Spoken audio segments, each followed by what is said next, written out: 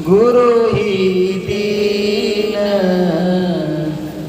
दयाल गोसाई, गुरु की शरण में जो कोई जाई, की शरण में जो कोई जाई, मेटत करत काग सुहंसा, मेटत करत काग सुहंसा, मन की मेटत है सब संसा, मन की मेटत है सब संसार, गुरु ही दीन दयाल गोसाई, गुरु ही दीन दयाल गोसाई। बोलिए प्रेम से जय गुरुदेव। जिनके पास गुरु का ज्ञान नहीं है, जो पूर्ण सद्गुरु के सत्संग में नहीं आते हैं, उनमें एक धारणा बड़ी प्रबल हो जाती है कि गुरु तो गुरु है और भगवान भगवान है। बहुत से लोग कहते रहते हैं, अरे भैया गुरु क्या भगवान हो जाएंगे? भगवान तो भगवान है, गुरु गुरु क्या लगते हैं? लेकिन नहीं, गुरु का ज्ञान कह रहा है, क्या कह रहा है? गुरु ही दीन दयाल गोसाई, गुरु ही भगवान है। कबीर साहब ने कहा था, जिस तरह से एक सिक्के के दो पहलू होते हैं, उसी तरह से गुरु और भगवान एक सिक्के के दो पहलू हैं। क्या कहा उन्होंने कि राम कबीरा एक है, कहन सुनन के दो, और दोई कर सोई जानिए, जिन सतगुरु मिला न होए। कि जिनके पास सतगुरु का ज्ञान नहीं है, वो कहते हैं राम अलग है और कबीर यानी गुरु अलग है। लेकिन जिनके पास गुरु का ज्ञान है, ईसा मसीह ने क्या कहा है? जो बाइबल अंग्रेजी में लिखी है उसमें लिखा हुआ है, there is no different between God and preceptor. भगवान में और गुरु में कोई अंतर नहीं है। वेदों में लिखा हुआ है, ब्रह्म वेत्ता ब्रह्मेव भवति। जो ब्रह्म को जान लेता है वो ब्रह्म का रूप हो जाता है। इसलिए बहनों भाइयों, जो गुरुदेव हैं वे ही भगवान हैं, भगवान दूसरे नहीं है। जो आपके सामने गुरु रूप में गुरुदेव विराजित हैं, वो परमात्मा का स्वयं रूप है। बोलिए प्रेम से जय गुरुदेव। इसलिए हम बार बार जय गुरुदेव बोलते हैं, क्योंकि जय गुरुदेव नाम कौन का है? प्रभु का। प्रभु का है।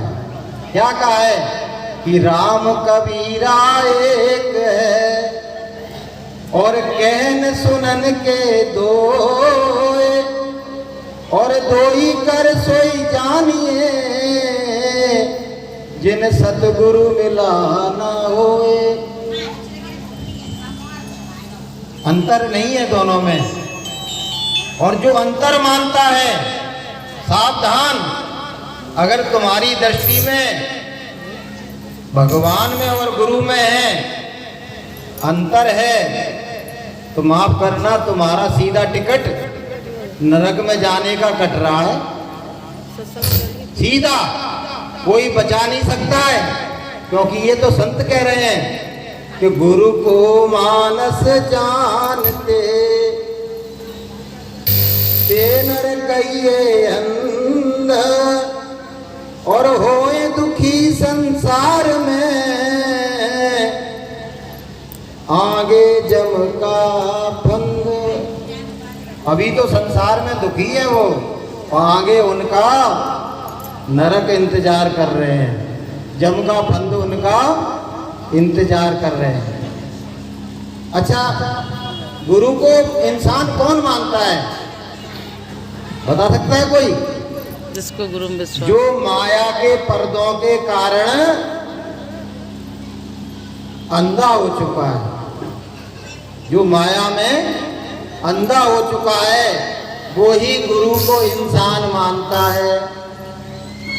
गुरु को जो मानुष कर जाना, और माया अंध कहाँ पहचाना। जो माया में अंधा है, जिसको अपनी मुक्ति की फिक्र नहीं है,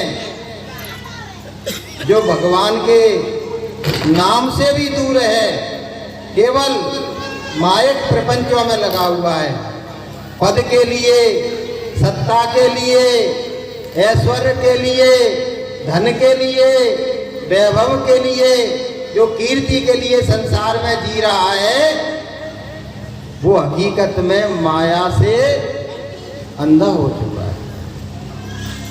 और ऐसा अंधा इंसान ना तो कभी सत्संग में आता है, और ना तो कभी गुरु के वचनों को सुनने का कार्य करता है। इसलिए बहनों भाइयों, जिनके जीवन में सतगुरु मिल गए, जिनके जीवन में सतगुरु का ज्ञान आ गया, समझ लो स्वयं परमात्मा उनको देह रूप में मिल चुका है। बोलिए प्रेम से बस। अब क्या करना है, इन चरम आंखों से हमने परमात्मा का दर्शन और दीदार तो कर लिया, अब गुरु की बताई युक्ति से थोड़ा सा सुमरन करना है, थोड़ा सा ध्यान करना है, थोड़ा सा भजन करना है। क्यों करना है बहनों भाइयों?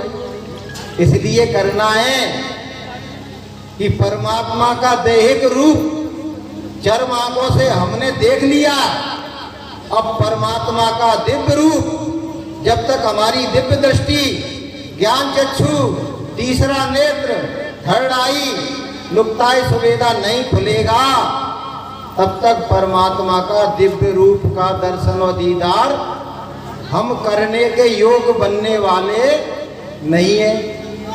अच्छा, ऐसा क्यों है पता है?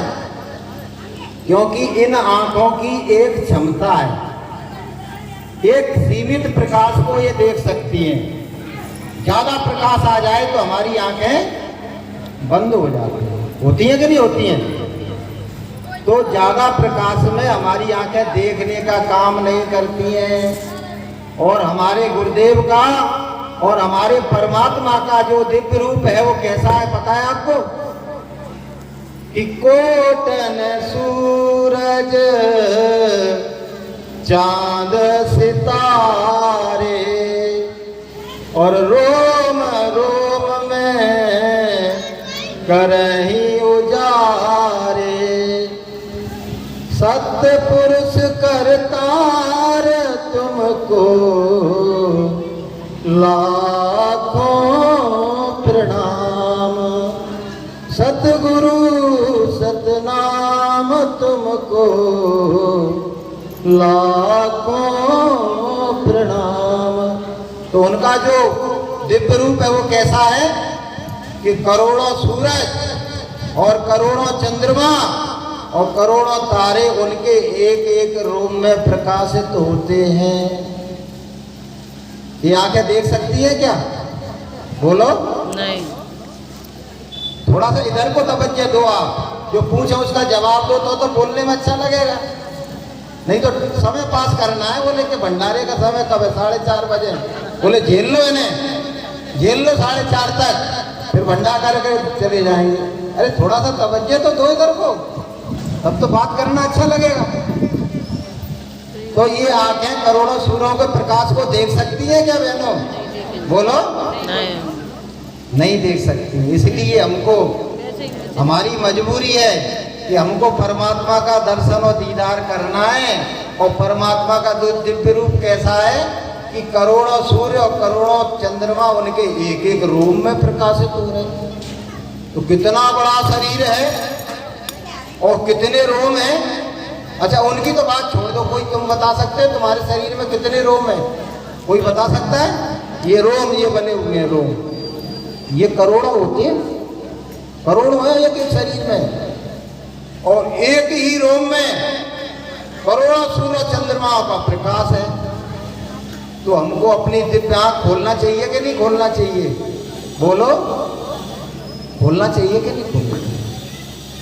तो दिव्य आंख खोलने के लिए गुरु महाराज ने बहुत ही सरल और बहुत ही सुगम युक्ति बता दी है। क्या है कि हमने कभी अपनी आंख से देखने का काम नहीं किया। इन आंखों से देखने का काम कर रहे हैं तो ये आंखें देखने का काम कर रही हैं। और अपनी जीवात्मा की आंख से 84 लाख योनियों में तो अधिकार ही नहीं था देखने का। अब जब मनुष्य बने तो किसी ने बताया ही नहीं। सब लोग क्या कहते हैं पता है? सब लोग एक बात कहते हैं, केवल और केवल भगवान शंकर में दिव्य आंख है। बताइए आप, केवल भगवान शंकर में दिव्य आंख है और किसी में दिव्य आंख है ही नहीं। अज्ञान की भाषा ही है। और गुरु महाराज क्या कह रहे हैं कि प्रत्येक इंसान में, चाहे वो स्त्री हो चाहे पुरुष हो, उसमें दिव्य आंख है, दिव्य चक्षु है, ज्ञान चक्षु है, तीसरा नेत्र है, थर्ड आई है, और दिव्य नाक भी है,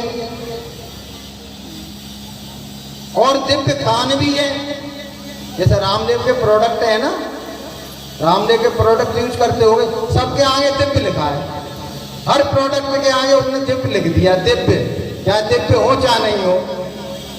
लेकिन जो हमारी आत्मा में आंख है वो दिव्य है, हमारी आत्मा में जो नाक है वो दिव्य है, और हमारी आत्मा में जो ब्रह्मरंध्र है वो कैसा है? वो भी दिव्य है। लेकिन तीनों के तीनों बंद पड़े हुए हैं। तीनों के तीनों कैसे हैं? ना दिव्य आंख हमारी खुली है, ना दिव्य कान हमारे खुले हैं, ना दिव्य नाक हमारी खुली है। अगर दिव्य आंख खुल जाए तो परमात्मा के एक नहीं अनेकों दिव्य मंडलों का दर्शन और दीदार होगा दिव्य आंख से। और दिव्य नाक खुल जाए तो गुरु महाराज कहते हैं कि इतनी तीखी सुगंधी स्वर्ग और वैकुंठ में है। एक उपमा देते हैं वो कि एक बूंद वहां की सुगंधी की बोर के इस संसार सागर में यहाँ डाल दी जाए तो तुम्हारी ये नाक उसको झेल नहीं पाएगी। कहेंगी ये इतना तीखा बर्दाश्त नहीं हो रहा है। इतनी तीखी सुगंध है वहाँ स्वर्ग वैकुंठ में। और जो देवी और देवता है ना, जैसे हम साग रोटी सब्जी ये सब खाते पीते हैं ना, वो सुगंधी का पान करके ही वहाँ जिंदा रहते हैं। सुगंधी का पान करके तो हमारी नासिका उस सुगंधी को, दिव्य नासिका उस सुगंधी को सूंघ सकती है। और हमारे जो ब्रह्मरंध्र है, जो दिव्य कान है हमारे, वो ही परमात्मा की आवाज को सुन सकते हैं। ये कान नहीं सुन सकते हैं। अगर इन कानों को वो आवाज सुना दी जाए ना तो कान दोनों के दोनों बहरे हो जाए। इतनी घनाघोर, गुरु महाराज कहते हैं इतने घनाघोर बाजे बज रहे हैं तुम्हारे अंतर में, घनाघोर बाजे बज रहे हैं, लेकिन हम उनको सुनने का काम ही नहीं करते। कोई बताने वाला ही नहीं है, कोई सच्चा सदगुरु ही नहीं मिलता है। गुरु गद्दी पर आगे बैठ गए और परमात्मा से मिलने का रास्ता ही नहीं बताया साहब। कहाँ भटका रहे हैं? पंडित जी क्या कहते हैं कि हाथ उठाओ, कौन कौन गिरिराजी पे नहीं गो। और बेचारे कम ने हाथ उठा दिया, धात तेरी की बोले, धात तेरी की बोले, जीवन ही खराब है वो तेरा। गिरिराजी पे नहीं गए तो जीवन खराब हो गया। लेकिन परमात्मा स्वरूपी सदगुरु तुमने नहीं बनाए और तुमने साधना नहीं की और तुमने अपने दिव्य आंख नहीं खोली तो खराब नहीं हुआ तुम्हारा? तो तुम्हारा बिल्कुल ही बेकार हो गया, बिल्कुल बर्बाद हो गया। जिनके जीवन में सदगुरु नहीं मिले, करोड़ों जन्मों के बाद भटक भटक के मानव तन मिला कि कोट जन्म भटका जब खाया और तब तूने मानस तन पाया। इसको तुम बिरता मत खोना, छिन छिन चेतो पल पल जगना, छिन छिन चेतो पल पल जगना। करोड़ों जन्मों के बाद यहाँ जितने भी लोग बैठे हैं ना, लगातार करोड़ों जन्मों तक हम भगवान से विनती और प्रार्थना करते रहे, करोड़ों साल तक जीव चराचर याचक थे, याचक बने रहे, भिखारी बने रहे। किस बात के लिए? हे परमात्मा, हमको तू एक बार, कम से कम एक बार तो मनुष्य बना दे, जिससे कि हम जन्म जरा मृत्यु के बंधनों से छुटकारे का काम कर सकें, सदगुरु से ज्ञान लेके साधना कर सकें, सुमरन ध्यान भजन कर सकें, जिससे कि हमारी 84 लाख योनियों में जो तरह तरह के कष्ट हैं और नरकों में जो भयानक भयानक यातनाएं दी जा रही हैं, तो हमको कम से कम उससे तो छुटकारा मिल सके। आपको पता है, देवताओं को भी अधिकार नहीं है साधना करने का। नरक की बात तो छोड़ दो, 84 की बात तो छोड़ दो, वो देवता भी लालायत रहते हैं कि भगवान हमको कभी इंसान बना देना, तो हम भी सदगुरु की शरण में जाके ज्ञान ले लेंगे, नामदान ले लेंगे और वो नामदान लेके घर में बैठ के भगवान का भजन करेंगे। उनके ऊपर भी तो 84 का फंदा लटका हुआ है। गुरु महाराज कहते हैं कि पुण्य छीणे पुण्य मृत्यु लोका, पुण्य प्रताप से उनको देवलोक में देव शरीर मिल गया है, और जब पुण्य खत्म हो जाएंगे तो फिर से उनको मनुष्य शरीर में आना पड़ेगा। तो रामायण में भी तो लिखा है ना कि सुर दुर्लभ सदग्रंथन गावा और बड़े भाग मानुष तन पावा। हमारा बड़ा भाग है कि हमको आज मनुष्य जीवन मिला हुआ है, लेकिन हम गुरु का ज्ञान न होने के कारण हम क्या कर रहे हैं पता है? इसकी कदर नहीं कर रहे, इसको भांति भांति के बेफिजूल कारों में बर्बाद कर रहे हैं। मैंने देखा तमाम बुजुर्ग लोग बैठे बैठे पत्ता खेलते रहते हैं, जिनके जीवन की ऐसे लगता है कि कब्र में पैर चले गए, इनके मरने ही वाले हैं और बैठे बैठे पत्ता खेल रहे हैं। सब कोई फिक्र ही नहीं है नरकों में जाने की, 84 में जाने की कोई चिंता नहीं। तमाम तरह से जीवन को बर्बाद कर रहे हैं, जिए जा रहे हैं, जिए जा रहे हैं, मानव तन के जीवन को किए जा रहे हैं। उस अमूल्य समय को हम बर्बाद किए जा रहे हैं। कोई गृहस्थी में बर्बाद कर रहा है, कोई राजसत्ता में बर्बाद कर रहा है, कोई धन के संग्रह में कर रहा है बर्बाद, कोई लड़ाई झगड़े में बर्बाद कर रहा है, कोई सोने चांदी में बर्बाद कर रहा है, कोई संबंधों के निर्वहन में बर्बाद कर रहा है, कोई राजसत्ता को हासिल करने में कर रहा है। लेकिन जिस काम के लिए तुमने परमात्मा से ये शरीर को पाया, उस काम को करने वाला कोई कोई बिरला है, कोई कोई बिरला है। माफ करना, इतना 60 साल गुरु महाराज ने चिताया, जगाया, बताया, हर बात को समझाया, लेकिन फिर भी सत्संगी कितने हैं जो ठीक ढंग से 2-2.5 घंटे भगवान का भजन कर रहे हैं? कितने सत्संगी हैं? बहुत थोड़े से, उंगलियों में गिन लो। ग्वालियर में हजारों सत्संगी हैं और 2.5 घंटे की बात चले कि 2.5 घंटा कौन कर रहा है, तो उंगलियों में गिन के बताया जा सकता है कि ये कर रहे हैं। चिंता ही नहीं है किसी को, फिक्र ही नहीं। और आपसे पूछा जाए कि नरक में जाने के लिए कौन कौन तैयार है, हाथ उठाओ। कोई है क्या? 84 में जाने के लिए कौन कौन तैयार है, हाथ उठा दो। कुत्ता गधा घोड़ा बनने के लिए कोई है क्या? अच्छा ये बता दो, मनुष्य बनने के लिए कौन तैयार है? मनुष्य भी तो बनोगे, उनने हाथ उठा दिया है, लेकिन पहले तो 9 महीना उल्टा टंगना पड़ेगा। अब हाथ उठाओ, कौन तैयार है? कुंभी नरक में, माँ के गर्भ में 9 महीना उल्टा टंगने के लिए कौन तैयार है? हाथ उठाओ। 9 महीना उल्टा टंगना पड़ेगा। तो भैया इन सब से बचना है, 84 से बचना है, नरकों से बचना है। और माँ के कुंभी नरक में जहाँ एक तरफ टट्टी और एक तरफ पेशाब और बीच में तुम्हारा मुंह, वही तुम्हारा मुंह है, और 9 महीना टंगना है। और एक भी खिड़की नहीं है, एक भी दरवाजा नहीं। हाथ उठा, कौन कौन तैयार है? तो फिर भजन काहे नहीं करते हो? फिर हैं, दुनिया के सारे काम करते हो तुम, दुनिया के सारे कामों को तवज्जो देते हो, लेकिन गुरु महाराज कहते हैं बच्चा 1 घंटा, आधा घंटा, 2 घंटा, कोई हल्दी चलाना है, कोई मजदूरी नहीं करना है, कोई खेत नहीं जोतना है, इतना सरल काम। थक जाओ तो लेट के कर लेना, बैठ के कर लेना, कहीं समय ना मिले तो लेटरिन जाओ वहाँ कर लेना। इतना आपको बता दिया, इतना सुलभ कर दिया कि साईं के दरबार में केवल भक्ति प्यार, और पलटू ऊंची जात का मत कर कोई अभिमान। तो वहां भी वो तुमसे घृणा नहीं कर रहा है। अगर वहां भी बैठ के तुम परमात्मा का नाम ले रहे हो तो वहां पर भी तुमसे परमात्मा प्यार करने को तैयार है, और उस नाम के सारे तुमको अपना बनाने के लिए तैयार है। तो बोलिए प्रेम से। इसलिए हमको भैया हाथ जोड़ के सबसे, और अपने आप से भी, अपने मन से, और तुम सबसे यही विनती करते हैं कि ऐसा भजन करो, ऐसा सुमरन करो, ऐसा ध्यान करो कि दोबारा से इस भवसागर में लौट के ना आना पड़े। कि काम वो कीजे कि जग में फिर ना आना पड़े। वो काम करो, दुनिया के सारे काम करोगे, फिर से लौट के आना पड़ेगा तुम्हें। और भजन करोगे तो गुरु महाराज की दया हो जाएगी, कोई संसार सागर में लौट के आना नहीं पड़ेगा।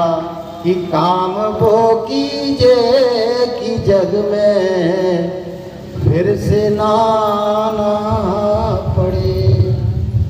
और 184 का भुगतना और फिर नार जाना पड़े।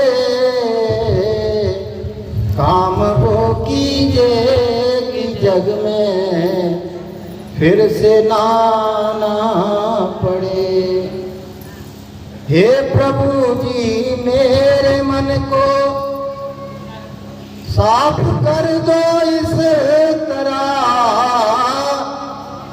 हे प्रभु जी मेरे मन को साफ कर दो इस तरह। कैसा साफ कर दो? कि अब तक ठोकर खाई और फिर नहीं खाना पड़े। काम वो कीजे कि जग में फिर नहीं आना पड़े। और 184 का भुगतना फिर नार जाना पड़े। काम वो कीजे कि जग में फिर नहीं आना पड़े। काम तो वो करना चाहिए। वो काम कौन सा है? गुरु भक्ति और परमात्मा का भजन। देखो हम काम कौन सा कर रहे हैं? अंडे खाओ, मांस खाओ, शराब पियो, जुआ खेलो, व्यभिचार करो, पापाचार करो, अनाचार करो, अत्याचार करो। तो भैया मनुष्य जीवन की तो बात छोड़ दो। गुरु महाराज कहते हैं सीधा आत्मा को जैसे ही तुम्हारी श्वासें खत्म होंगी वो आएंगे यमदूत और पकड़ के तुम्हारी आत्मा को यहाँ से घसीटते हुए, यहाँ पे मारते हुए तुमको सीधा ले जाके वहाँ नरकों में ले जाके झोंक देंगे। और कोई 1-2 साल के लिए, 10-10 लाख साल के लिए वहाँ सजा दी जाती है। वहाँ 10-10 लाख साल के लिए वहाँ सड़ते रहते हैं, मरते रहते हैं, जलते रहते हैं। कोई भाई बन के, कोई पिता बन के, कोई पुत्र बन के, कोई बंधु बन के, कोई सखा बन के वहाँ तुमको बचाने आने वाला नहीं है। गुरु महाराज कहते हैं बड़े बड़े जालिम बादशाह वहाँ इस तरह मारे जा रहे हैं, इस तरह काटे जा रहे हैं कि लाखों मील तक उनके रोने और चिंगाड़ने की आवाज आती है। इसलिए सावधान, गुरु के वचनों को हृदय में धारण करो। जितना सुनो कम से कम उसका 10वां हिस्सा तो बोलो, और सुबह शाम बैठ के भगवान का भजन करो, तो तुम्हारा ये लोक भी आबाद हो जाएगा और परलोक भी आबाद हो जाएगा। दोनों से आपको निजात मिल जाएगी। और सर्वदा के लिए तुम जिस आनंद की तलाश में भटक रहे हो, वो आनंद तुमको गुरु महाराज की दया से वो आनंद भी प्राप्त हो जाएगा। तो बोलिए प्रेम से। समय की कमी के कारण मैं अपनी वाणी को विराम